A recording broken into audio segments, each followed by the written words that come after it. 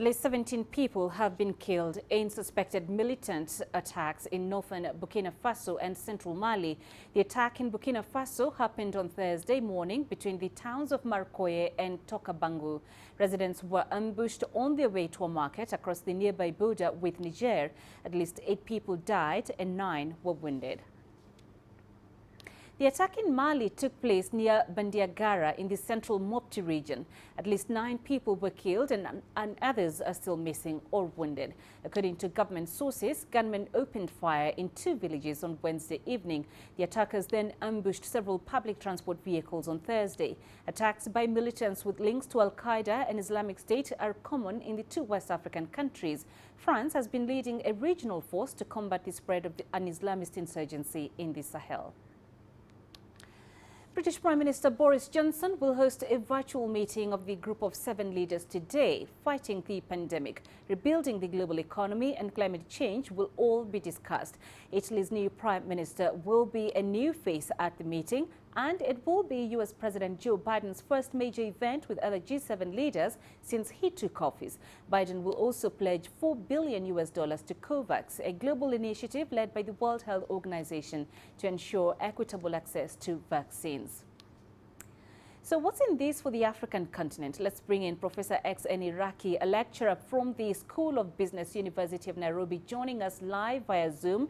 Professor Iraqi, thank you for your time. The rich and powerful nations are the ones being accused of vaccine nationalism.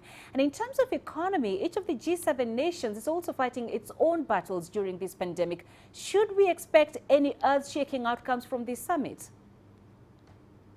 Good afternoon. I don't think we expect anything very earth-shaking for a very simple reason. Each of these G7 countries has its own problem they are dealing with at home. You go to Britain, they have Brexit. You go to US, they have a new president. You go to Italy, they have a new prime minister. So beyond thinking about other countries and other regions like Africa, deal with domestic affairs first. But beyond that, we have to remember that the issues that G7 is dealing with need a lot of time to negotiate and reach a consensus. Climatic change, international development, healthcare like COVID and so on. So I don't think I expect anything earth-shaking from this summit. And Professor, in the current world order, what do you see as the relevance of the G7, especially for the African continent, where China is now a major player?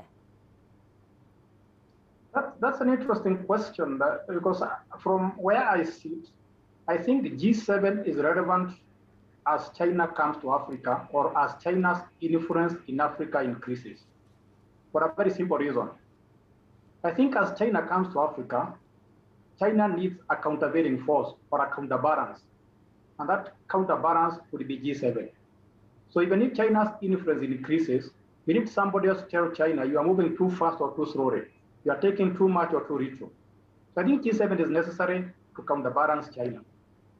But my thinking is because Russia was removed from G7 because of reclaiming Crimea, and because of China's increasing influence in economic affairs, I think it is time China joined G7 to make G8.